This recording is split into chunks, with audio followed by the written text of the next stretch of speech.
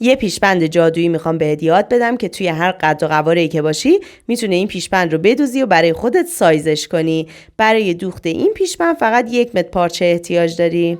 برای این پیشبند یه پارچه آستری احتیاج دارین، یه پارچه اصلی و یه نایلون بیمارستانی یا نایلون مشمع بچه.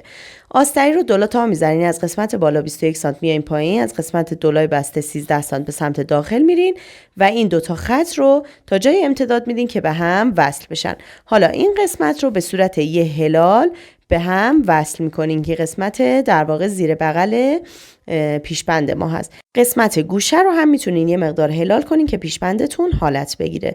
حالا جاهایی که علامت زدین رو قیچی میکنین و همین الگوی آستری رو روی پارچه اصلی و روی مشمع بچه میندازین و عیناً همین رو برش میزنین.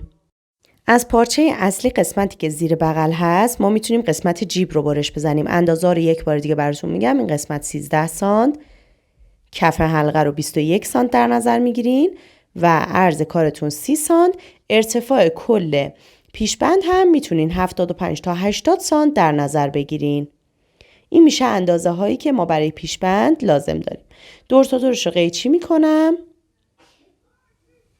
و از قسمتی که برای زیر بغل هست اینطوری نگاه کنین روی هم تا میزنم و این هلالش رو سمت دیگه هم میندازم و این قسمت رو به عنوان جیب استفاده میکنم.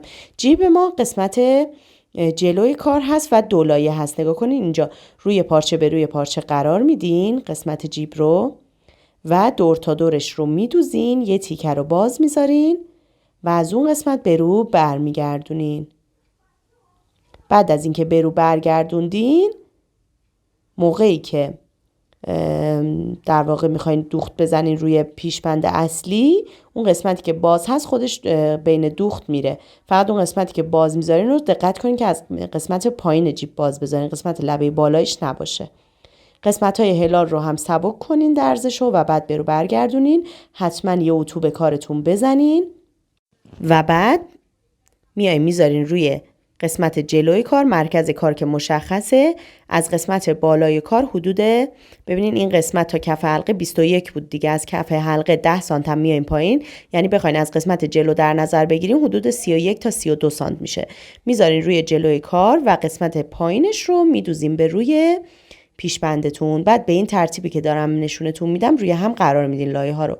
اول نایلون بچه یا نایلون بیمارستانی، بعد پارچه اصلی و بعد روی آستر به روی پارچه اصلی قرار میدین و همه قسمت ها رو صاف میکنین، قسمتی چروک نباشه و دور تا دور کارتون رو میدوزین و یه قسمت رو باز میذارین که از اون قسمت به رو برگردونین. فقط حتما دور تا دور رو سوزن بزنین که زیر چرخ خیاطیتون در واقع فیکس باشه و تکون نخوره. بعد از اینکه دوختین مخصوصا قسمت‌های زیر بغل رو سعی کنین حتما چرت بدین یا با قیچی زیگزاگ درزش رو سبک کنین و قسمت‌های گوشه رو هم به صورت اوریب برش بزنین. بعد از اینکه اضافه درس ها رو سبک کردین، از همون قسمتی که باز گذاشتین کل پیشبند رو به رو برمیگردونین.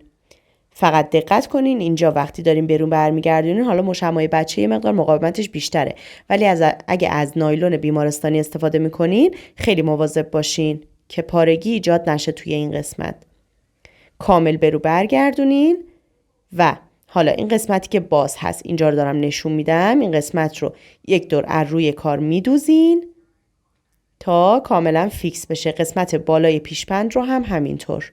حالا قسمتی که حلقه ما هست، شما علاوه بر اون دوخت لبه‌ای که باید بهش بزنین، به فاصله 1 تا 1.5 سانت از لبه هم باید یه دوختی مجدداً بریم. برای هر دو طرف باید این کار رو انجام بدین، چون ما از این قسمت قراره که اون بند پیشبندمون رو عبور بدیم.